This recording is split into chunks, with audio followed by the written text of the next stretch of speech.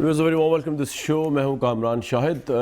पाकिस्तान का image sports के through कोशिश करते हैं हम अच्छा बन जाए, किसी और तरीके से सॉफ्ट इमेज बन जाए। लेकिन अगर इमेज हम अच्छा बनाने की कोशिश भी करते हैं तो हमारे पॉलिटिशियंस जो हैं उनकी ऐसी ऐसी मुबैना वारदातें सामने आती हैं इंटरनेशनल लेवल की कि वो जो इमेज क्रिएट किया होता है वो भी ख़त्म हो जाता है।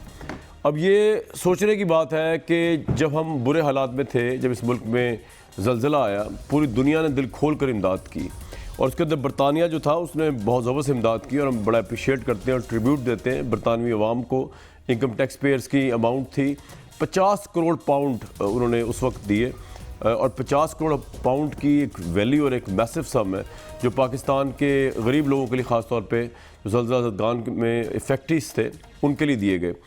ये तो अप्रिशिएट हम करते हैं, लेकिन उसके बाद बस कितने से देखें इस मुल्क के इमेज की कि हुआ ये कि कल बरतानिया का एक बहुत ही क्रेडिबल न्यूज़पेपर डेली मेल उसने स्टोरी ब्रेक की और उसके अंदर उन्होंने ये बताया कि बेसिकली पंजाब के अंदर शहबाज शरीफ साहब ही वॉज वज़ीर आला पंजाब, उन्होंने मुबैना तौर पर मैसिव करप्शन की है इस सारे पैसे और को लेकर। जो 50 करोड़ पाउंड बरतानिया की तरफ से पाकिस्तान के गरीब अवाम को ज़लज़ला ज़दगान की मद में दिया गया, उसमें वज़ीर आला पंजाब, उनके दामाद, उनका बेटा मुबैना तौर पर अकॉर्डिंग टू दैट स्टोरी मुलव्वस है।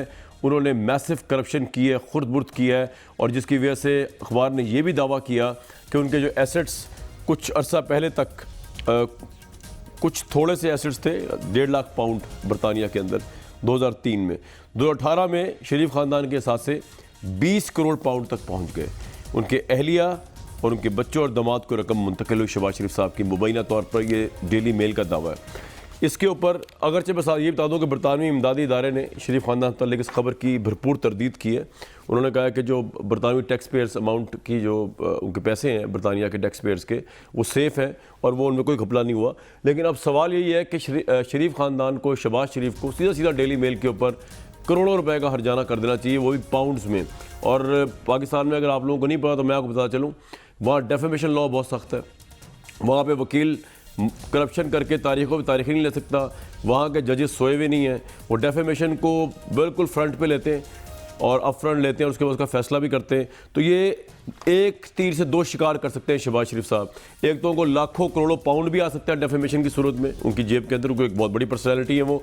और अगर उनके ऊपर ये हमला किया गया है, ये अटैक किया गया है, जैसे कि वो खुद भी कह रहे हैं शहबाज शरीफ साहब और उनकी पार्टी कह रही है कि ये शहजाद अकबर साहब ने जो एहतसाब ब्यूरो को देख रहे हैं, गवर्नमेंट के मामले खसूसी हैं एहतसाब के, उन्होंने खबर लगवाई है और ये झूठी खबर है और ये सहाफ़ी झूठ बोल रहे हैं, डेली मेल ने झूठ बोला है। तो उनको करोड़ों पाउंड मिल सकता है इस मद में और पाकिस्तान का नाम क्लियर हो सकता है, इमेज क्लियर हो सकता है, शरीफ फैमिली का इमेज क्लियर हो सकता है। ये तमाम चीज़ें सामने। लेकिन आज शहजाद अकबर साहब ने इस बारे में जो एविडेंस पेश किया वो बड़ा अलार्मिंग है। वो ज़रा सुन लेते हैं और देख लेते हैं कि उन्होंने किस तरह बताया कि बरतानवी इमदाद, ज़लज़ला की इमदाद में पाकिस्तानी अवाम को जो पैसा आया 50 करोड़ पाउंड, उसका क्या एविडेंस है जो शहबाज शरीफ के दामाद, बेटों और उनको नथी करता है इसके साथ। शहजाद अकबर की बात सुनते हैं। अगर अली इमरान आपका दामाद है तो जरा ये देख लीजिए, 6 सितंबर 2002 को 20 मिलियन का डिमांड ड्राफ्ट बनता है बेसिस अली एंड को। ये अली इमरान साहब की कंपनी है, प्राइवेट लिमिटेड कंपनी है, यही इसके मालिक हैं, सीधे इनकी कंपनी में ये पैसे जाते हैं, अर्थक्वेक रिकंस्ट्रक्शन फंड में से आ जा रहे हैं। 2013 मार्च की पेमेंट है, ये भी अर्थक्वेक रिकंस्ट्रक्शन फंड में से जाती है और 13 मिलियन की एक रकम इनको ट्रांसफर की गई है। ये 2011 की पेमेंट है, वही अली एंड कंपनी को, जो कि 27 मिलियन की पेमेंट है। वाज़े तौर पे एरा लिखा हुआ है। जब नवीद इकराम डायरेक्टर था एरा में, उसने खुद अपने इकबाली बयान के मुताबिक 131 मिलियन की अदायगी अली इमरान को की हुई है। ये जो अली कंपनी है ये कोई ठेकेदार नहीं थी, इसने कोई काम नहीं किया एरा के लिए। कल आपने एक बड़ा दावा भी किया शहबाज शरीफ साहब कि आप मेरे खिलाफ हत्के इज्जत का दावा करेंगे। मैं खुदारा अपने इस वादे से मुकरना नहीं है। उस अदालत में मैं आपकी एक एक टीटी, किस तरह यहाँ से कैश बैग्स जाते थे, किस किस हुंडी हवाला वाले के पास मॉडल टाउन के आपके घरों से पैसे जाते थे और उन पैसों की बेस के ऊपर वो आपको फेक टीटियाँ लगवा के देते थे, और अभी तो ये 26 मिलियन तो बड़ा छोटा सा अमाउंट है जो आप यहाँ लेके आए, बाकी का आपका पैसा तो बाहर पड़ा हुआ है। और उन टीटियों के साथ 96H उसकी कंस्ट्रक्शन होती है, उसको खरीदा जाता है। डोंगा गली में आपका घर वो इन टीटियों की अमाउंट से खरीदा जाता है। नेशनल अकाउंटेबिलिटी ऑर्डिनेंस के तहत ये तमाम घर जब्त हो सकते हैं और इंशाल्लाह होंगे। और ये मैं हर चीज बड़े सबूत के साथ कर रहा हूँ, इसलिए कर रहा हूँ कि आप इसके ऊपर भी मुझे बरतानिया की अदालत में ले जाना, क्योंकि यहाँ की अदालतों में तो आप पेश ही नहीं होते। वो जो इनकी जायदाद है वो जब्त होने जा रही है, क्योंकि नैब में ये पेश नहीं हो रहे शहबाज शरीफ साहब सासाजात केस के अंदर, तो वो तो जब्त होने जा रही है, इसमें मॉडल टाउन की प्रॉपर्टी भी शामिल है। लेकिन ऑब्वियसली बहुत बड़ा इल्ज़ाम है और इनको नवीद साहब को भी सू कर देना चाहिए, डेली मेल को भी सू कर देना चाहिए, दूध का दूध पानी का पानी हो जाए। सही साम अली शाह बुखारी, वज़ीर इत्तलात पंजाब तहरीक इंसाफ, वार्म वेलकम आपको लाहौर में। डॉक्टर मुसद्दिक मलिक साहब पाकिस्तान पीपल्स नून से, बहुत वार्म वेलकम आपको। नबील गबोल साहब पाकिस्तान पीपल्स पार्टी से। ऑब्वियसली सबसे पहले मुसद्दिक मलिक साहब को जाओ। मुसद्दिक साहब, ये तो बड़ी शेमफुल बात है, पूरे पाकिस्तान के लिए भी होनी चाहिए कि यानी हमारी वजह से तो नहीं हुआ, लेकिन हमारा इमेज क्या बन रहा है इस मुल्क, इस दुनिया में, कि जो हम लोग हमें कंट्रीज इमदाद देती हैं आइंदा वो भी इमदाद ना दें। और आई थिंक आपकी पूरी पार्टी के लिए ये शर्म की बात होनी चाहिए, जिस तरह के प्रूफ दिखाया है नवीद शहजाद अकबर साहब ने कि TTs के ज़रिए एरा के ऑफिस के अर्थक्वेक रिलीफ के फ़ंड में से शहबाज शरीफ साहब के दामाद को पैसे गए, तो बड़ी शर्मनाक सिचुएशन है। देखें कामरान साहब, एक आपने देखे हुए हैं बरतानवी जरीदे मुख्तलिफ़ किस्म के होते हैं, सुबह भी निकलते हैं शाम को भी निकलते हैं, और उसमें जिस किस्म की ख़बरें लगती हैं वो भी आपको मालूम है।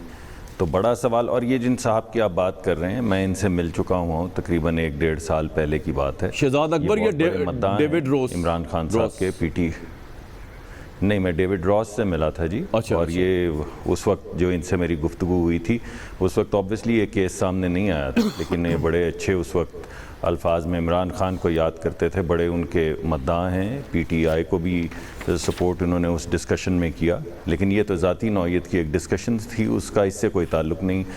अगर आप समझते हैं कि एक जरीदे में ख़बर लगना बहुत ज़्यादा शर्मनाक है, तो फिर ये जो बरतानवी हुकूमत है उसका जो बयान है उसको आप किस तरह लेंगे? क्या एक जरीदे की ख़बर और एक बरतानवी पूरा हुकूमत जो है जो कह रही है कि हम जो पैसे देते हैं टैक्स पेयर के, उसमें कोई धांधली बज़ाहिर नज़र नहीं आई या नहीं हुई है, कोई उसका ताल्लुक़ नहीं है शहबाज साहब से, तो इन दोनों ख़बरों को जब आप सामने रखते हैं तो आप किस जाविये से इसको? हमारी गवर्नमेंट ये कह रही है डॉक्टर साहब, हमारी गवर्नमेंट ये कह रही है कि ये हुआ है, बरतानवी गवर्नमेंट जो है उन्होंने तो पैसे इधर दिए। अब हमारी गवर्नमेंट ये कह रही है, उनके पास एविडेंस मौजूद है, उन्होंने शायद बरतानवी गवर्नमेंट जब तरदीद कर रही थी उनके पास ये चीज़ें ट्रांसफ़र्स रिकॉर्ड नहीं थे बैंक्स के। वो हमारी गवर्नमेंट मान रही है कि पाकिस्तान ने करप्शन की है शहबाज शरीफ के दौर में, पाकिस्तान ने करप्शन की है, क्योंकि ये पाकिस्तान की बात हो रही है, सिर्फ शहबाज शरीफ की बात नहीं। हमारी गवर्नमेंट मान रही है कि पाकिस्तान ने करप्शन की है पंजाब में, तो मैं क्यों ना मानूँ इसको? छोड़, फॉरगेट अबाउट यूके, क्या यूके कह रहा है? जी आप ज़रूर माने, जी बिल्कुल आप ज़रूर माने, मैं आपको रोक तो नहीं सकता हूँ, ये आपका प्रोग्राम है, आप जो चाहें माने।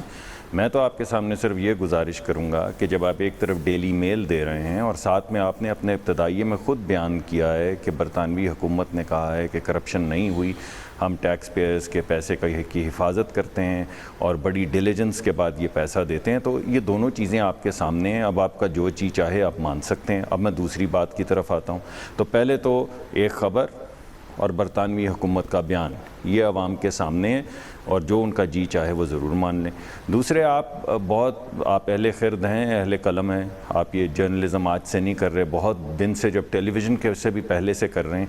आपको मालूम है कि जब हुकूमती इदारा कोई पैसे जमा करवाता है तो किसी चीज़ के अगेंस्ट करवाता है। बज़ाहिर ईरा जो है उसके ऊपर जो सरबराह होते हैं वो ज़्यादातर बड़े आला सतह के हुकाम होते हैं, और उनका किसी एक शख्स के नाम पे पैसे जमा करवा देना और चेक जमा करवाना, यानी हुकूमत पाकिस्तान का चेक जमा करवाना किसी कंपनी में किसी कॉन्ट्रैक्ट के अगेंस्ट होगा। किसी कॉन्ट्रैक्ट के बग़ैर तो ये नहीं हो सकता कि एक दिन जो हमारी मिनिस्ट्री है या उसका कोई ज़ेली इदारा जो है वो एक चेक लिखे हुकूमत के नाम का और जमा करवा दे बैंक के अंदर, बैंक ट्रांजैक्शन में। तो मेरा ख्याल है इसको थोड़ी सी तहकीक की ज़रूरत है कि किस मद में पैसे जमा करवाएगा। लेकिन मुसद्दिक मलिक साहब, आप सही कह रहे हैं कि आप सही कह रहे हैं, लेकिन ये हमारे सामने जो चेक्स हैं इस वक्त, अली इमरान जो उनके दामाद हैं, उनका अगर उनको जब वो दामाद थे और उनके जो ससुर थे वो शहबाज शरीफ वज़ीर पंजाब थे, उनको तो इरा का या सरकारी इस तरह के अर्थक्वेक फंड का कोई चेक जाना ही नहीं चाहिए था, चाहे वो जितने बड़े डेवलपर थे, जितने बड़े businessman. This is straight case of conflict of interest. अगर ये था भी तो ये नहीं होना चाहिए था। जी ये क्यों हुआ? देखिए जी, अब दो बातें हुई ना सामने। एक बात हुई करप्शन की और एक हुई कॉन्फ्लिक्ट ऑफ इंटरेस्ट की। कॉन्फ्लिक्ट ऑफ इंटरेस्ट के अंदर तो आपको मालूम है ये कोई, मैं समझता हूँ कॉन्फ्लिक्ट ऑफ इंटरेस्ट नहीं होना चाहिए, लेकिन अभी आपने देखा कि एक डैम के केस के अंदर पता नहीं 3 अरब डॉलर या कितने अरब डॉलर का एक हुकूमती वज़ीर को, जो ख़ुद CPEC के वज़ीर हैं, उनकी कंपनी में उन्होंने बिड जीती और उस बिड के ज़रिए उनको पैसे मिल रहे हैं। तो हमारे मुल्क के अंदर कॉन्फ्लिक्ट ऑफ इंटरेस्ट के जो मयार हैं, मैं समझता हूँ उनका एक नए सिरे से तयन होना चाहिए। और अगर आप ये मुकदमा पेश कर रहे हैं कि ये कॉन्फ्लिक्ट ऑफ इंटरेस्ट है तो इस पर बात की जा सकती है। अगर आप ये मुकदमा पेश कर रहे हैं कि यहाँ पे कोई एटलीस्ट तो है मुसद्दिक साहब, एटलीस्ट कॉन्फ्लिक्ट ऑफ इंटरेस्ट है, वो देखना पड़ेगा कि ये करोड़ों रुपया किस तरह क्यों आया, किस चेक क्यों इनके पास आया अली इमरान साहब के बाद, दामाद हैं शहबाज शरीफ साहब के एरा की तरफ।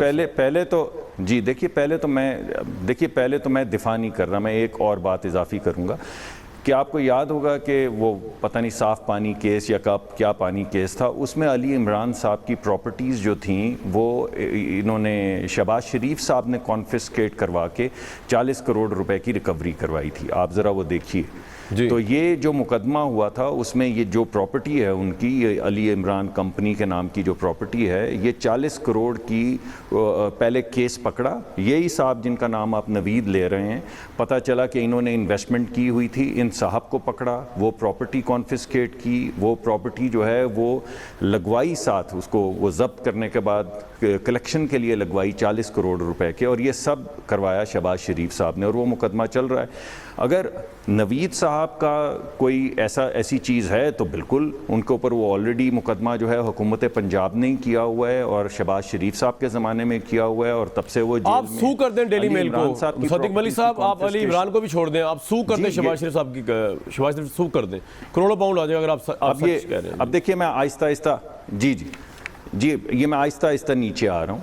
पहले मैंने आपको बताया खबर और हुकूमत, फिर मैंने आपको बताया कॉन्फ्लिक्ट ऑफ इंटरेस्ट और करप्शन के हुकूमत में से कैसे आप दे सकते हैं चेक्स, फिर मैंने आपको बताया कि अली इमरान खान साहब के खिलाफ कार्रवाई, नवीद साहब के खिलाफ कार्रवाई और अली इमरान साहब की प्रॉपर्टी जब्त 40 करोड़ रुपए की करने का जो ऐलान है वो शहबाज शरीफ साहब ने किया। तो अभी तक शहबाज शरीफ साहब पे तो उंगली नहीं आ रही। अब अगर शहबाज शरीफ साहब पे उंगली उठाई गई है तो बिल्कुल मैं समझता हूँ, और आज ऐलान भी किया है शाहिद खाकान अब्बासी साहब ने कि वो हर सूरत सू करेंगे, वो इनको नवीद साहब को भी सू करेंगे और उस इदारे को भी सू करेंगे। आपका ये पॉइंट आ गया, लेकिन मैं ऑडियंस के लिए बात बता दूं कि इंग्लैंड के किसी अखबार का, चाहे वो छोटा है या बड़ा है, डिफेम करना किसी भी शख्सियत को, ख्वाह वो बरतानिया की हो, अमेरिका की हो, अफ्रीका की हो, पाकिस्तान की हो, ये एक बहुत बड़ा स्टेप है। डेविड रॉस इमरान खान के लंगोटी यार भी हो सकते हैं, हमें इससे कोई गर्ज नहीं है, लेकिन वहां पर अगर आप लंगोटिया मैंने नहीं कहा, मैं कह रहा हूं मैं तो अपनी बात कह रहा हूं मुसद्दिक साहब, मैं आपकी बात ही नहीं कर रहा, मैं ऑडियंस से मुखातिब हूं डायरेक्टली। मैं ये कह रहा हूं डेविड रॉस जो है वो इमरान खान के लंगोटिया बचपन के यार दोस्त भी हो सकते हैं, लेकिन उनकी ये जरूरत ही नहीं है कि अपने अखबार को इतनी मुश्किल में डाल दें, अनलेस के वाकई उनको पता नहीं क्या हो गया है कि उनको ये पता ही नहीं है कि अमेरिका, इंग्लैंड के अंदर डेफेमेशन लॉ से फैसला यूं होता है, और करोड़, वो पाकिस्तान का लॉ सिस्टम नहीं है कि जहाँ पे सालों सालों डेफेमेशन चलती रहे और वकला जो है वो तारीखों पे तारीखें लेते रहें और जजेस जो है सोते रहें। लोअर कोर्ट की खासतौर पर बात करो, मुबैना तौर पर, तो वहाँ तो फैसला होता है करोड़ों की डेफेमेशन, तो वहाँ पर कोई पर्सनल ताल्लुक इस हद तक नहीं हो सकता कि वो अपनी जर्नलिज्म पे भी। एंड्रयू गिलिगन का केस मैं ऑडियंस के सामने रखना चाह रहा हूँ मुख्तसरन, जिन्होंने टोनी ब्लेयर पर इल्ज़ाम लगाया, BBC 4 चैनल 4 के वो रिपोर्टर थे, उन्होंने टोनी ब्लेयर पे इल्ज़ाम लगाया, उन्होंने ये भी कहा कि मेरी गलती से मेरे मुंह से निकल गया, उनको माफ़ी नहीं मिली। उनको क्या माफ़ी नहीं मिली? Director current affair, CEO BBC, इन सबको सैक किया गया, लॉर्ड हटन इंक्वायरी बैठी और ये सब कुछ हुआ, BBC की रेपुटेशन डैमेज हुई। तो ये हो नहीं सकता वहाँ पे, अनलेस कि ये बिल्कुल ही बहुत ही बायस्ड है अगेंस्ट शहबाज शरीफ और बहुत ही इमरान खान साहब के ब्लाइंड फॉलोअर हैं, इस हद तक कि अपनी जॉब, अपना अखबार सब स्टेक पे लगा दिया। लेकिन शहबाज शरीफ साहब के पास एक ओपन अपॉर्चुनिटी है, इनको और पाकिस्तान का इमेज ठीक करने के लिए इनको सू कर दें, करोड़ों पाउंड आएगा वहाँ से। मैं जाऊँगा तो नबील गबोल साहब के पास, लेकिन फैसल वाउडा साहब ने बड़ी इंटरेस्टिंग बात की अपोजिशन के बारे में, खास तौर पे मैं चाहूँगा मुसद्दिक नबील गबोल साहब उस पर भी कमेंट करें।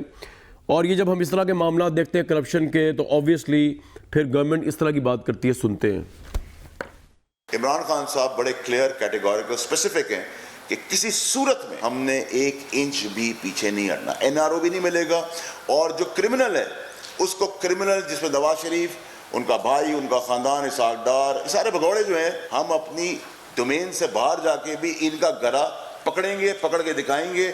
और ये सियासी सांप हैं जिनको हमने दूध पिलाया पाकिस्तानी कौम ने पिछले 35 साल, इनकी इन हरकतों की वजह से अभी तो हमने सिर्फ इनकी गर्दन पकड़ी है इन सांपों की, इनकी सियासी सांपों का सर भी कुचल के तहरीक इंसाफ की हुकूमत दिखाई गई। चलो ये सर कुचलेंगे भाई अपोजिशन में करप्ट लोगों का। नबील कबूल साहब, आपके लिए ये कितनी परेशान कुन बात है कि जिस तरह के केसेस आ रहे हैं, पाकिस्तान का इमेज ख़राब हो रहा है, शहबाज शरीफ साहब जैसे लोगों के ऊपर नाम आ रहा है, योर परसेप्शन और फिर फैसल वाउडा सही कह रहे हैं? अगर करप्शन के इतने बड़े केस हैं फिर तो पकड़ा जाना चाहिए सबको। देखिए, फैसल वाडा की तो मैं किसी बात को सीरियस इसलिए नहीं लेता हूँ क्योंकि फैसल वाडा ने खुद एक बहुत बड़े चैनल में बहुत बड़े एंकर एंकर भी बहुत छोड़ता है, वो बहुत बड़े एंकर के सामने कहा था कि मैं अगर 3 हफ्ते के अंदर पाकिस्तान में तब्दीली नहीं आई, नौकरियों के ढेर नहीं लगे और बाहर से पैसे नहीं आए तो मेरे तिक्का बोटी कर दो। तो इसलिए मैं उसकी बात को सीरियस नहीं लेता हूँ कि ना उसका तिक्का बोटी हुआ, ना वो बात सच निकली, एक शख्स को भी नौकरी नहीं मिली, क्योंकि वो सब दारोमदार थे कि आप लोग, आवाम को ये कहा गया कि आप लोग सब लॉन्च पकड़ें और समंदर में जाएं और तेल तलाश करें, क्योंकि अगर तेल मिलेगा तो पाकिस्तान जो है वो प्रॉस्पर करेगा। तेल मिला नहीं तो फिर इनका टोन चेंज हो गया। अब बात यह है कामरान कि देखो, डेली मेल में एक स्टोरी लगती है। अब वो स्टोरी, आपको एक चीज़ पता है कि कोई भी बाहर के बड़े न्यूज़पेपर्स में अगर स्टोरी लगती है वो पाकिस्तान से फीड करवाया जाता है, वो बगैर प्रूफ के नहीं लगाते हैं। शहजाद अकबर साहब इस सारे स्टोरी के पीछे, उन्होंने इस जर्नलिस्ट डेविड को जो है सारे मवाद दिए। एविडेंस होगा तो गैर असर हमें इससे क्या गर्ज है कि किसने दिया? नबील भाई, वो तो आप ही दे सकते हैं। मैं कह रहा हूँ ना जी, मैं यही तो कह रहा हूँ ना, उनको एविडेंस दी गई है, उनको ये खबर फीड करवाया गया। और हमारे लिए बड़ी शर्म की बात है कि अगर ये खबर दुरुस्त साबित हुआ तो मैं समझता हूँ कि पूरा एक्शन होना चाहिए। जो भी इसके अंदर मुलव्वस है, मैं कभी डिफेंड नहीं करूँगा करप्शन को, मैं इस बात को भी डिफेंड नहीं करूँगा कि हमारी मुल्क को अगर कोई मदद कर रहा है बुरे हालात में, बुरे वक्त में, और वो पैसे हम खा जाए, तो ये बहुत बड़ी शर्मनाक बात है, मैं समझता हूँ। लेकिन साथ साथ इसकी इन्वेस्टिगेशन भी होनी चाहिए। एक साथ 2-4 चीज़ें जो है ये आई हैं ऊपर। एक तो ये आपको पता, जस्टिस अरशद मलिक की वीडियो की, इसकी भी इन्वेस्टिगेशन होनी चाहिए।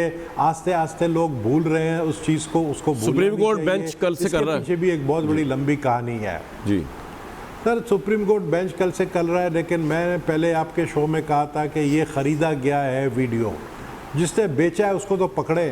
वो घूम रहा है इस्लामाबाद में, जिसने ये 5 करोड़ रुपए में बेचा है मुस्लिम लीग नून वालों को वीडियो, उसको तो पकड़ना चाहिए। तो मैं समझता हूँ कि देखें, बात हमारे मुल्क की माशी हालात इस वक्त जो ये कह रहे हैं कि बहुत, यानी हमने कंट्रोल कर लिया, इमरान खान साहब कह रहे हैं, लेकिन बहुत ख़तरनाक हद तक, मैं आपको कह रहा हूँ ख़तरनाक हद तक जो है हमारे माशी हालात चले गए। अल्लाह खैर करे। अब तो IMF का पैसा आ गया भाई, अब तो बिजली के बिल भर रहे हैं, आवाम की जेब से पैसा जाएगा। अब तो चला गया, IMF का पैसा चला गया ना, वो तो रेकोडेक के केस में हमें इतने पैसे भरने पड़ रहे हैं। उसमें आता हूं, हमारे ऊपर जो लगाया गया $5.5 अरब, हम पे उतने ही पैसे हैं। $5.5 अरब जो हमारे ऊपर जो लगाया गया है, जो हमें पे करना है, वो तो IMF के उतने ही पैसे। तो क्यों बहाल किया था इफ्तिखार चौधरी को? क्यों बहाल किया था जरदारी साहब ने? क्यों बहाल किया था? लरसती हुई टांगों के साथ क्यों बहाल किया था? क्यों बहाल किया था? अब देखो, अब ये बड़ी लंबी कहानी है। क्यों जनरल मुशर्रफ, नहीं, ये सारी कहानी पता है मुझे। जनरल मुशर्रफ को गार्ड ऑफ ऑनर दिया, जो ये सारी नहीं, इफ्तिखार चौधरी को बहाल क्यों किया? इतनी बुज़दिल गवर्नमेंट, पीपल्स पार्टी की इतनी बुज़दिल गवर्नमेंट, ये सीखा आपने भुट्टो साहब से, मुझे अफसोस हो रहा है। क्यों बहाल किया यार? देखो बात सुनो, नवाज शरीफ ने जिस तरीके से जो जुलूस निकाला था ना, और 150 बंदा था वहां पे, मैंने खुद देखा जुलूस, 1500 बंदा था। नहीं सर, आपको पता ही नहीं, आप कराची में बैठे हुए, मैं लाहौर में था, इधर 1500 बंदा था, उधर आप 1500 बंदे डर गए। आप बता दो, इफ्तिखार चौधरी को क्या नाम है, जरदारी ने या यूसुफ रजा गिलानी ने बहाल नहीं किया है। जी मुझे पता है किसने किया है। चौधरी को उस शख्स ने बहाल किया जिसने फोन किया था एहतसास एहसन को, जी, जी। पूछो एहतसास एहसन से कि किसने पता है सर फोन किसने किया है? तो खत्म हो गई बात। इससे अच्छा रिजाइन कर जाते यार। हाँ, क्या था इसमें? इनमें कहाँ ये हाल है? $6 अरब का चूल्हा लगवा दिया आपने। इनमें देखो ना, स्टैंड वाले लोग बहुत कम है हमारे मुल्क के अंदर। जो स्टैंड पे खड़े हो जाते हैं ना, वो बाद में फिर हुकूमत से भी बाहर हो जाते हैं। तो या तो आप स्टैंड ले लें या तो नाम तो जिंदा रह जाता है ना भुट्टो साहब की तरह, नाम तो जिंदा रह जाता है। बहरहाल मैं आगे चलूंगा जी। आपका तो भी चल गया पता, आपकी गवर्नमेंट तो बैठी नहीं, लेट गई भी थी। ठीक है ना, इफ्तिखार चौधरी को आपने बहाल कर दिया, रेडार सिस्टम मफलूज हो गए, पता नहीं क्या कुछ हुआ। नबील भाई आप आए ना, अब आपकी तो मैं खैर जाती तौर पर बड़ी इज्जत करता हूँ, लेकिन आपकी पार्टी ने जो है अपनी कोई क्रेडिबिलिटी और वक़्त नहीं रखी। जब हर जगह ही लेट गए तो ऐसी भी क्या आफत आई हुई थी हुकूमत करने की यार?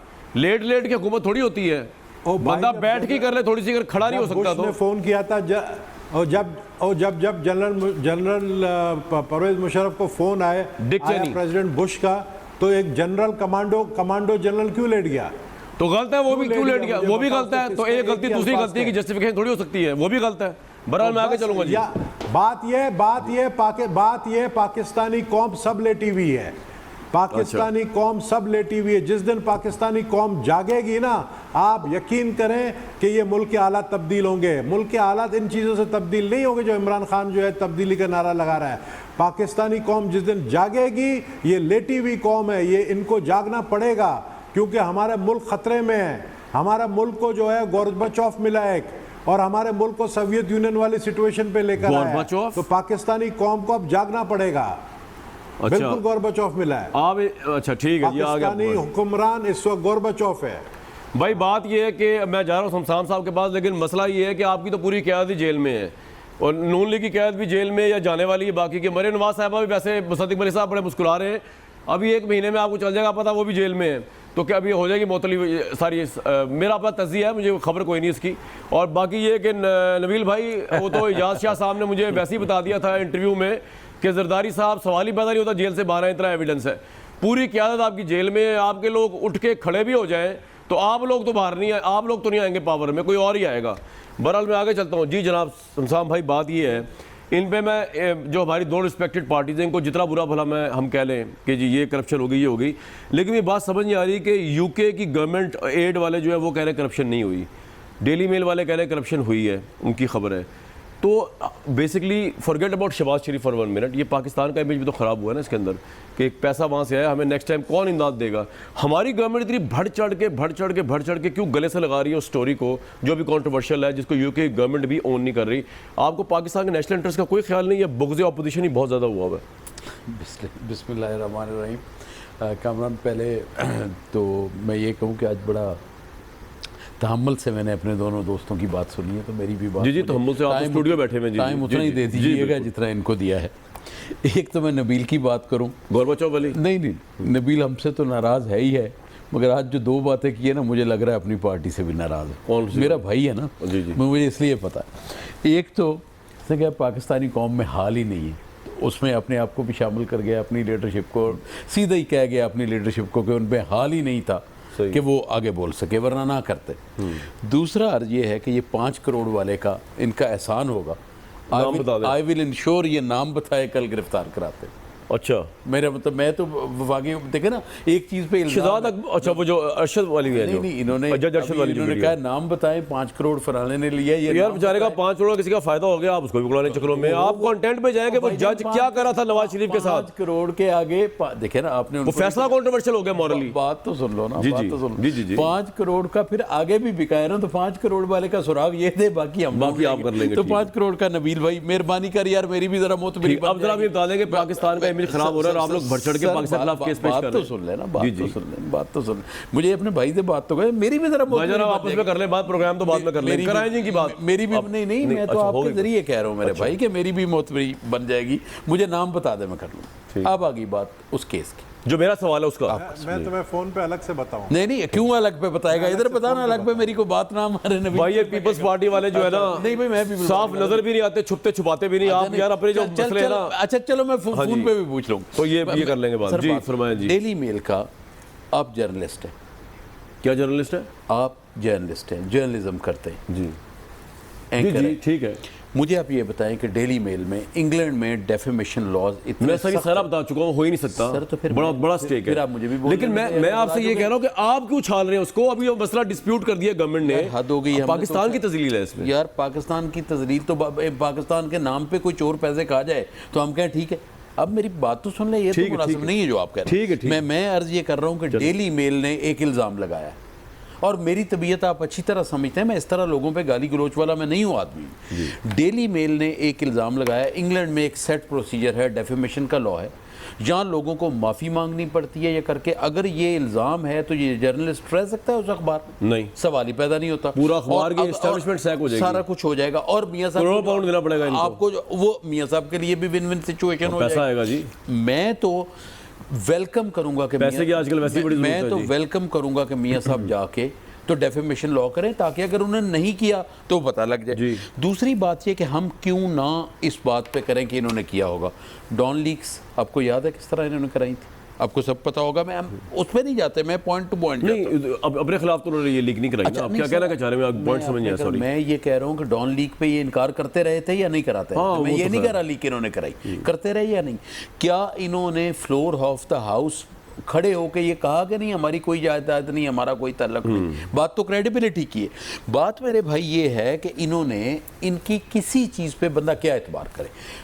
मैं एडमिट करता हूँ खुदा की कसम, अगर ये साबित हो गया, ये तो पाकिस्तान के लिए भी शर्म की बात है कि लोग कहेंगे इनको हम पैसे देते हैं और ये आप आगे से तो बड़ा करते फख्र क्या? कर रहे हैं इस बात पे कि साबित हो ही जाएगा पाकिस्तान के लिए शर्म की भाईजान, बात है। ये तो जलील हो, पाकिस्तान तो होगा, साथ ये भी हो। यार पाकिस्तान जलील अल्लाह ना करे कभी हो, लेकिन जिसने भी पाकिस्तान के नाम पे चोरी की है उसको जलील होना चाहिए। ये नहीं मैं की- आपसे एग्री करता हूं, नहीं- 100%, नहीं की तो बिल्कुल वो- होना चाहिए, नहीं की जलील, तो- ऐसा जलील होना चाहिए। नहीं की तो वो सुरखरू हो। अब तरदीद क्या है? तरदीद को हम मिक्स कर रहे हैं। तरदीद ये है कि हमने पैसा एक कॉज के लिए दिया और उनको बताया गया होगा कि ये प्रोजेक्ट है, ये तरदीद है ना। मतलब मैंने बताया कि जी ये चीज़ हमारी टूट गई है ज़लज़ले में, इसके लिए पैसा दो, तो उन्होंने अपने टैक्स पेयर को मुखातब किया है कि आपके टैक्स की जो मनी थी वो किसी कॉज के लिए दी गई। अब ये जो शहजाद अकबर की प्रेस कॉन्फ्रेंस थी उसमें ये मैसर अली के नाम पे हैं। आप मुझे ये बताएं कि शहबाज शरीफ साहब के वो दामाद थे बकौल मलिक साहब के, कि शहबाज शरीफ साहब ने उनकी जायदाद कॉन्फिस्केट की। अगर उनकी नहीं, वो जो फ्रंटमैन था सर, वो जो अभी क्या कम और नवीद की बात कर रहे थे ना आप तो। आपके प्रोग्राम पे कहा ना। मुसद्दिक साहब, आप नवीद आपके साहब की प्रोग्राम बात पे कर रहे थे कहा ना। नहीं, उन्होंने उनका नाम लिया ना, आप रिकॉर्डिंग चला लो यार। मैं जी, नहीं, मैं जी, आप अली इमरान की बात भी कर रहे थे। मैं अगर इजाजत दें तो नहीं मैं मुसद्दिक साहब मुझे बात एक मिनट क्लियर हो जाएगा, आप भी बात करेंगे सर। जी जी, यार, जल्दी ये तो फिर मुनासिब ही नहीं मुझे। मुझे कंफ्यूजन होगी ना। चले हाँ, कंफ्यूजन दूर कर ले मलिक साहब। जी, आप किसकी बात कर रहे थे? देखिए, जो 40 करोड़ रुपए की रिकवरी है उसमें अली इमरान साहब की जो प्रॉपर्टी थी, जब ये मुकदमा दर्ज हुआ तो नवाज शरीफ या शहबाज शरीफ साहब ने वो प्रॉपर्टी अप्रोप्रिएट की, क्योंकि उसके अंदर ये जो साहब मेरा point हैं साबित हो गया नवीद ना। साहब, उन्होंने इन्वेस्टमेंट की हुई। जी, मैं बिल्कुल ठीक है। मेरी जो मैं इत्तला आपसे मैंने कर ही आपने नहीं सही रहा, वो इत्तला कामरान दी। की कंफ्यूजन। ठीक है, मेरी कंफ्यूजन दूर हो गई। जी, सर, मैं तो आपके कंटिन्यू बयान करें। पे जी, ही जी, बोल रहा हूं। प्लीज, मुझे तो ये पता भी नहीं था। आप थैंक यू जनाब, मैं भी इंसान हूँ, कंफ्यूज बंदा होता। जी चले, मेरे कंफ्यूज हो भाई, सकती आप है। जी इंसान तो हैं मगर आप जवान भी हैं और आप एंकर भी हैं और आप सारा कुछ है। मैं तो सुबह से थका हुआ आया हूँ।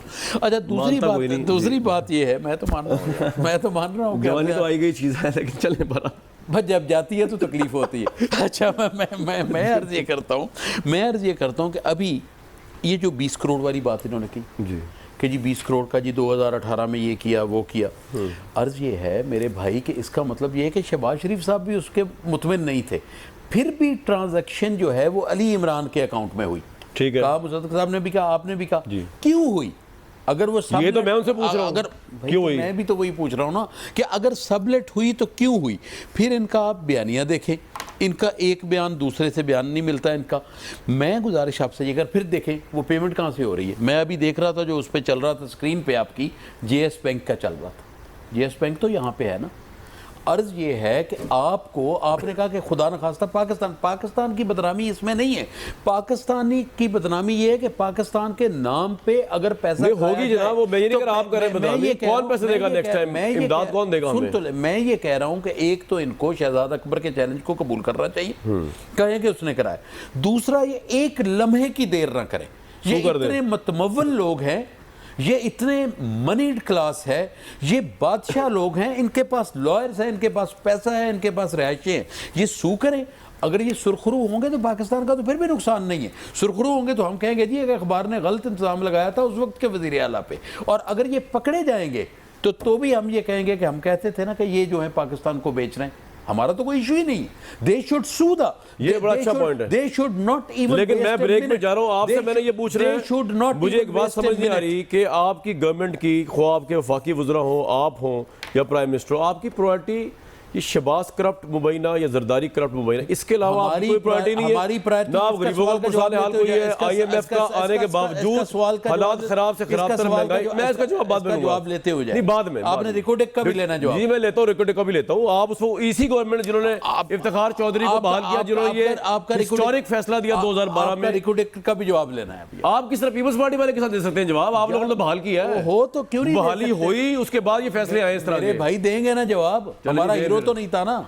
आपका हीरो नहीं था, आपका चीफ जस्टिस था, बेनजीर भुट्टो साहबा ने कहा था भाईजान बुग़्ज़ मुशर्रफ में खुदा मान को लेना, माने ना बात, चले, बेनजीर चले, भुट्टो चले, तो मैं आगे शहीद चलता होगी, हूं। उनको छोड़ें, बाकी नहीं, आगे बाकियों की बात उनके फरमुदात तो हमें याद है ना, उसके बाद शहीद लोगों के फरमुदात तो याद रहते हैं। मेरी सुन लो बात, मैं जिंदगी में अल्हम्दुलिल्लाह मेरे मौला ने मेरे पे करम किया, मेरे से कोई ऐसी चीज सरजद नहीं हुई मैं जेल में गया हूं। और जनाब इमरान साहब तो इफ्तिखार चौधरी के लिए जेल में गए हुए हैं, आप वो डिफेंड ना करें इफ्तिखार चौधरी को यार, मेरी बात तो सुन लो यार, उनको डिफेंड ना करें ना। एक मेरी बात मैं करूंगा, एक रात में थाने में काटी इफ्तिखार चौधरी के लिए, आपके लीडर ने भी काटी, मैं आपको बता रहा हूं। अगर बात ही नहीं सुनेंगे सर, मैं कह रहा हूं काटी, फिर उसका क्या हल है? मेरी तो बात सुन, फिर हल क्या उसका? आपने क्यों बहाल किया यार? आप बात तो बताएं सर, बताएं। एक रात मैंने इफ्तिखार चौधरी के लिए जेल में काटी, मैं आज तक अल्लाह का फजल रहा है, मैं कभी मेरे पे कोई इल्जाम नहीं लगा, मुझे शर्म है उस दिन पे कि मैं भी, मुझे अफसोस है आप पे, आपने क्यों काटी कि मैं भूल गया कि ये बंदा क्या है। जी, तो रिकॉर्ड एक पे जरूर बात करेंगे जब वापस आएंगे, लेकिन मसला ये है कि ये सब पैसा और ये सारी चीज़ें जो गई चली गई वो तो पास्ट है। इमरान साहब की गवर्नमेंट जो भाई है उन पे ना एरा का कोई इल्ज़ाम है, ना डेली मेल का इल्ज़ाम है, वो क्या डिलीवर कर रहे हैं अवाम के लिए, उस पर ज़रूर मैं बात करूँगा, क्योंकि ये सारी बातें तो पास्ट की जो आ रही हैं, वो ऑलरेडी जेलों में इनकी जायदादें जब्त हो, इनका कुछ भी हो, हमें इससे क्या, पाकिस्तान की अवाम को किस तरह रोटी मिलेगी, ये इमरान खान साहब से उनकी गवर्नमेंट सवाल है। पूछते रहेंगे इस पर एक ब्रेक के बाद। रिकॉर्ड एक 1990s की दिहाई में जो एग्रीमेंट हुआ अमेरिकन कंपनी के पास, बलोचिस्तान में बड़े बड़े कोयले, सोने, पता नहीं कौन कौन से हमारे ज़खायर थे जिन्होंने खोद के हमें देने थे, 1 रुपया वहाँ से अब तक नहीं आया, लेकिन पाकिस्तान को ठुक गई आलमी अदालत से ऑलमोस्ट $6 अरब की, $5.5 अरब की उतना इतना IMF। इसमें मैं बात करूँगा, लेकिन इससे पहले ज़रा पाकिस्तान के एक और मसले पे आ जाऊँ, क्योंकि गवर्नमेंट जो है इस वक्त वो तो बड़ी खुश है जी, ना वो जज की बात हो रही है, ना नवाज शरीफ के केस की बात हो रही है, ना महंगाई की बात हो रही है, बात जा रही है इनके ऊपर कि मैंने तो उसको उधर नहीं जाने देना, मैंने इधर ही लेके आना गवर्नमेंट के ऊपर। ताजरों ने हफ्ते को हड़ताल की पूरे पाकिस्तान में GST और टैक्स के खिलाफ, पाकिस्तान की इकॉनमी को $15 अरब, $15 रुपये का नुकसान हुआ। और मैं आपको ज़रा बताता हूँ कि हमारे गवर्नमेंट के, हमारी प्राइम मिनिस्टर की, इससे पहले जो नवाज शरीफ हुकूमत ने ताजरों पर टैक्स लगाया था तो क्या व्यूज़ थे, ये ज़रा सुन लेते हैं। उसके बाद उन्होंने वही किया, तो अब मैं इनसे पूछूंगा क्या व्यूज़ है, लेकिन ज़रा सुन लें। ये ताजरों की ज्यादती है, जुल्म है, पाकिस्तानियों से जुल्म है, हम इनकी स्ट्राइक की बिल्कुल इनके साथ खड़े हैं। ये इस तरह के टैक्सों की बारिश करना लोगों के ऊपर, हर चीज के ऊपर सरचार्ज, टैक्स वगैरह, देखिए ये जुल्म है पाकिस्तानी कौम से। यहाँ से पैसा मनी लॉन्ड्रिंग करके बाहर जाता है और हम IMF से कर्जे लेते हैं इस मुल्क में, और वो IMF के कर्जे कौन अदा करता है? आवाम महंगाई के जरिए। अब गैस की कीमत भी ऊपर जाने लगी है। हर शहर में आपने मुजाहरे करने महंगाई के खिलाफ, जब तक ये टैक्स हुकूमत वापस नहीं लेती, तहरीक इंसाफ पुरअमन एहतजाज करेगी। जिन्हें वकील भाइयों से, किसानों से, ताजरों से, छोटे दुकानदारों से, कि हम सब जुल्म के खिलाफ एहतजाज रखें, क्योंकि असेंबली से कोई उम्मीद नहीं है। इस असेंबली ने ये बजट पास कर दिया, ये फैसला इंशाअल्लाह पाकिस्तान की सड़कों पे होगा।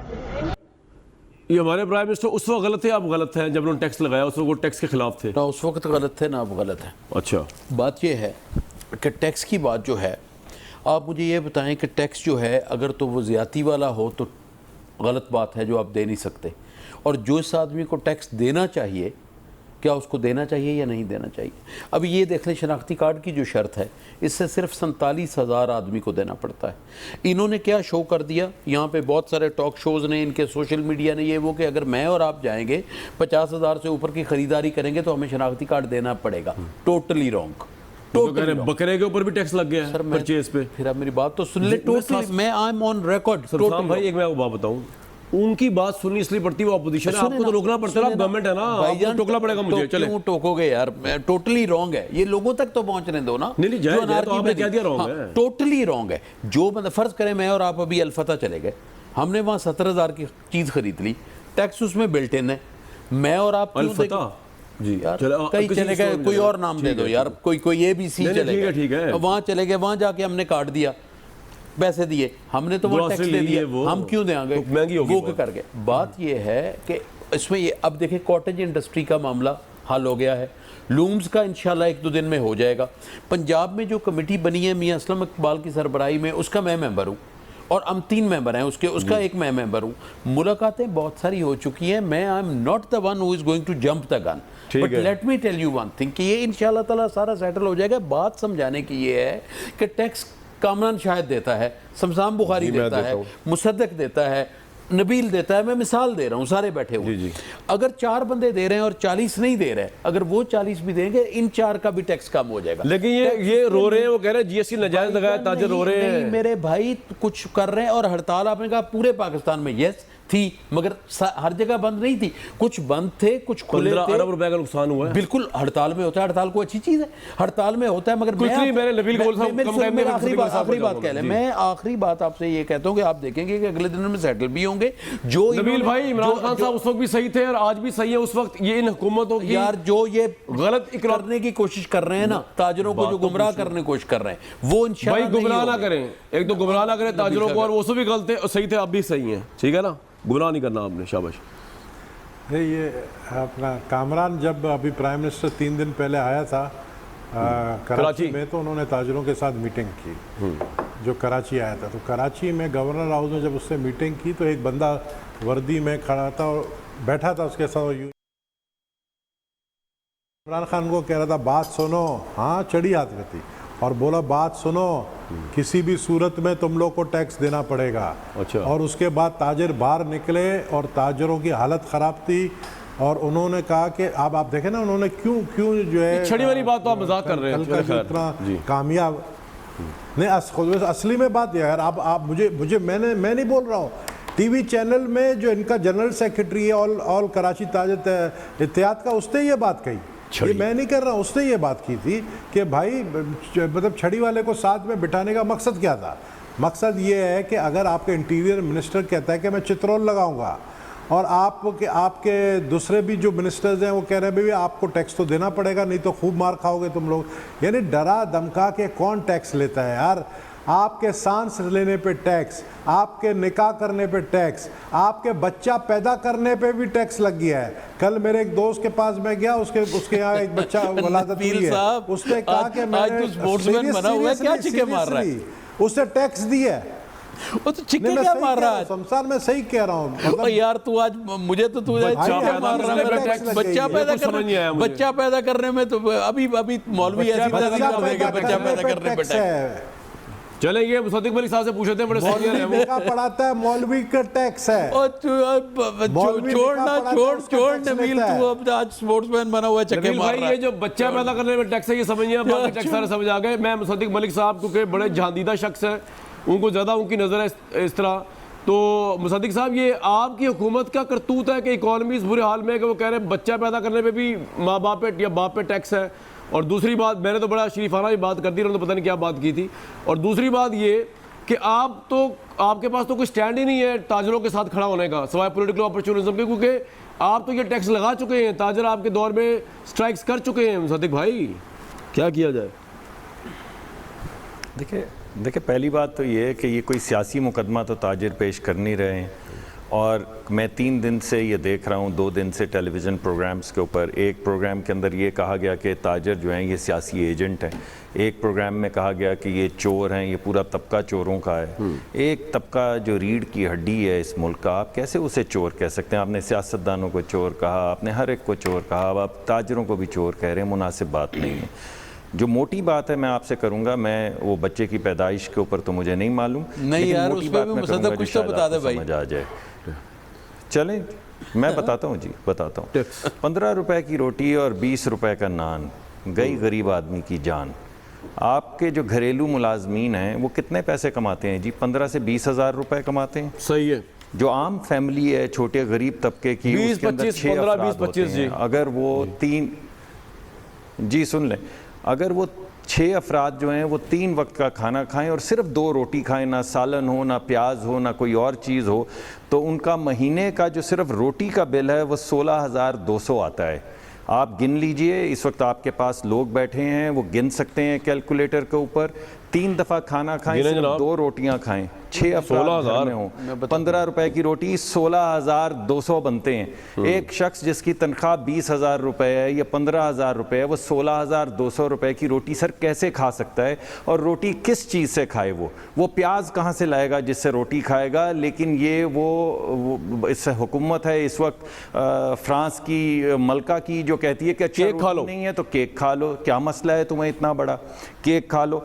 गैस की कीमत 200% बढ़ गई सर, बिजली की कीमत 100% से ज़्यादा बढ़ गई, मुर्गी पे इन्होंने टैक्स लगा दिया, बकरे के गोश्त पे टैक्स लगा दिया, बड़े गोश्त पे टैक्स लगा दिया, तेल पे टैक्स लगा दिया, बालाई पे और दूध पे टैक्स लगा दिया, आप मछली के ऊपर लगा दिया टैक्स। ये अमीर लोगों की चीज़ें हैं जिस पे टैक्स लगा रहे हैं, ये क्या कर रहे हैं? इस तरह हुकूमत चलती है? आप मुझे बताइए कि जो महंगाई की शरह थी वो 4% से कम थी, वो 10, 11, 12% तक कैसे पहुंच गई 10 महीने? वो तो IMF ने भी कह दिया है 13% तक जाएगी। तरक्की की जी तरक्की की शरह जो है वो 6% थी, जिससे लोगों को रोज़गार मिल रहा था। मिलियन लोग बच्चे जो हैं स्कूलों कॉलेजों से निकल के नौकरियां ढूंढ रहे हैं। तरक्की की शरह 10 महीने में 3% से नीचे आ गई है। लोगों को कैसे रोज़गार मिलेगा? वो तो IMF कह रहा है 2 पॉइंट कुछ होनी तरक्की की शरह चाहिए वो नीचे आएगी अब जी।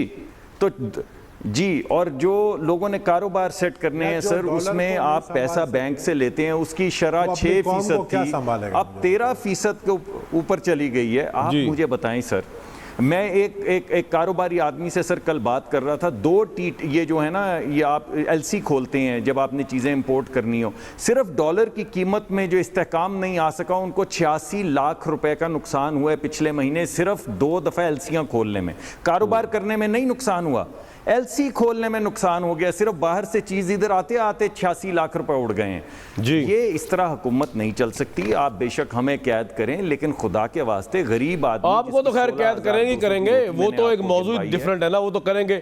आप डॉलर की क्या बात करते हैं नबील भाई? जल्दी बताएं, फिर शमशाद साहब जवाब देंगे सारी चीज़ों का।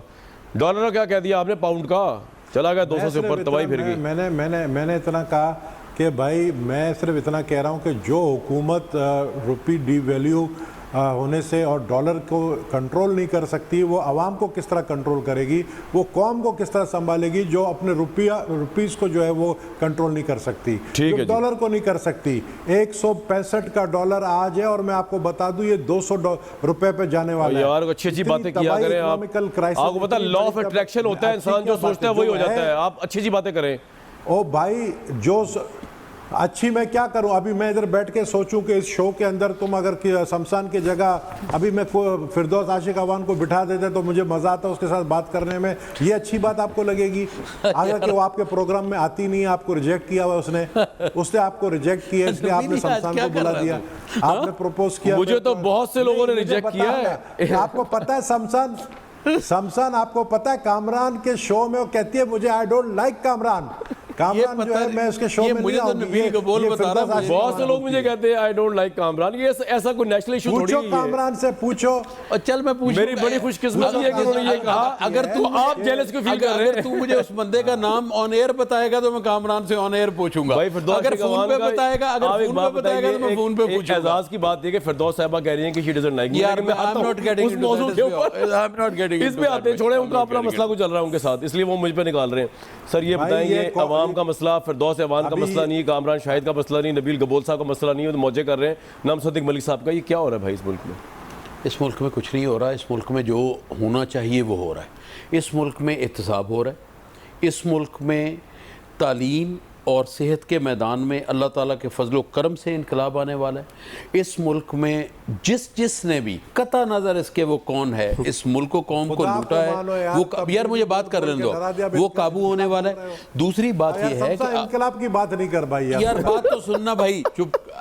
मैंने कहा सेहत और उसमें आने वाला है। दूसरी बात ये है, ओ भाई खुदा अकेले में हाथ जोड़ो, तू मेरा अच्छा यार छोड़ना, अभी तुम मुझे नाम तो बताना, नबील नाम तो बताना, पहले नाम बता मुझे 5 करोड़ वाले का सत्यानाश कर दिया, 5 करोड़ का नाम तो ले नबील। कमीज में पहनता था कॉटन का, अच्छा NIC सुन तो भाई, जाके टी शर्ट लेकर आया हूँ।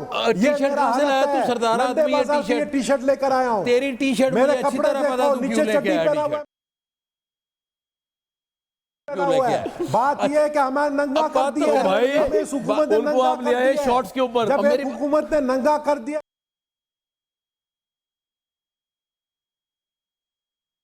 नहीं भाई नहीं, बात तो सुन, मसला ये है कि सर बात आप उससे भी आप ना उठिएगा ऊपर यार, मैं झूठ इसकी वजह ये है ऊपर ना उठिए, नहीं अभी ये कामरान का शो, आप ना उठिएगा कामरान का शो, बैठे रहे आप। अच्छा बात अभी फिरदौस आशिक अमान साहब को हम फेस कर रहे हैं, उनका उठना दुख है, आप ना उठेगा तो बहुत ही मसला हो जाएगा। ये मेरा मसला नहीं, सेंसर हो जाएगा सारा कुछ। जी जी NIC PMLN ने लगाई। जी भाई, देखिए आज ये क्या कह रहा है, NIC की शर्त PMLN ने लगाई थी। मुसद्दक साहब सीधा बताया, IMF ने कहा है कि जी रुपया डॉलर जो है वो स्टेट बैंक मार्केट करेगी डिटरमिन, नेपरा के उसमें इंटरफेयर नहीं आप करेंगे। आप कहे ना, आपने मान लिया IMF की डिक्टेशन। यार छोड़े नबील गबोल साहब को, नबील गबोल को सर IMF की सारी बातें उन्होंने शाया कर दी है, मेरे पास है, पढ़ के सुनाऊं आपको। यार फ्री मान लेना सर, आपने मान लिया ना। सुन तो ले मेरी बात जी, मैं आप ही की सुन रहा हूं।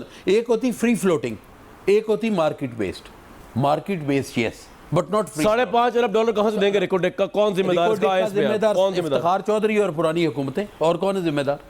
तो आप भी उसी हुकूमतों में थे यार। मैं था एक क्यों इफ्तिखार चौधरी कैसे जिम्मेदार है? सुन तो कैसे जिम्मेदार है? कैसे केस का फैसला दिया क्या नहीं? मुझे ये बताओ नबील और मैं दोनों वजीर थे उस हुकूमत में। मुसद्दिक साहब वैसे आपके सारे गुनाह माफ कर सकते। खुदा के वास्ते एक बात, जी नबील को कहो सीने पे हाथ रखे, मैं भी रखता हूँ। क्या मेरी या नबील की कोई सुनता था उस वक्त? नहीं, लेकिन वो तो आपका आपसी मामला हो गया ना, हम तो आपसी नहीं जापसी वाला मामला करेंगे। ये भाई मुसद्दिक साहब आप ये हंस रहे हैं, एक मिनट ठहरे। मैं ये जो आप हंस रहे हैं, आप कोई, मैं आपके लिए वो लफ्ज यूज नहीं करना चाह रहा, दिल में आ रहा है। आपने क्यों बहाल किया अदलिया मूवमेंट में, क्यों बहाल किया? $6 अरब नुकसान हुआ है। ये जो आगे जा रहे थे लॉन्ग मार्च करने, ये जो जाएंगे बहाल करा के आएंगे, ठंड पड़ गई आपको। 24,000 अरब जो है, इसका हिसाब किसी ने देना है? लो जी, ब्रेक का वक्त हो गया। मुसद्दिक साहब के पास कोई जवाब नहीं, ब्रेक का वक्त हो गया। तूफान चल रहे हैं व्यूअर्स, इधर सियासी तूफान है, कहीं करप्शन का तूफान है, कहीं महंगाई का। इसलिए मैं खास तौर पे आपसे कह रहा हूँ, इन तूफानों से घबराना नहीं और अपना बहुत ख्याल रखना है। मुझे दीजिए कल तक इजाज़त।